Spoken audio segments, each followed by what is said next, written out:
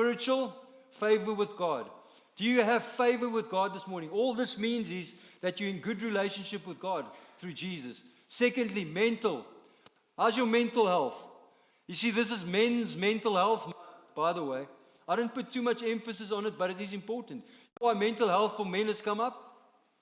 Because the statistics are through the roof of men that are taking their lives. But we need to speak about the real fact. That many men are not speaking about their emotions. Many men are keeping quiet because they have the fear of failure, the fear of not being perfect, the fear of not being the strong one. And God has designed us, yes, to be strong, but God has designed us to be strong in Him.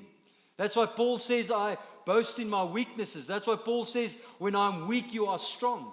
God makes us strong. He's the one that sustains us. And so mentally, He grew in wisdom.